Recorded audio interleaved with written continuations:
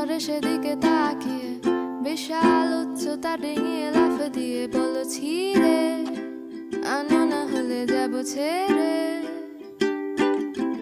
কোন সাদা ছাড়া দরজার হাতল চেপে খট করে মুছড়ে দিয়ে আমাকে দেখে বলে যাবে নাকি নিয়ে যাব তাকে সাথে।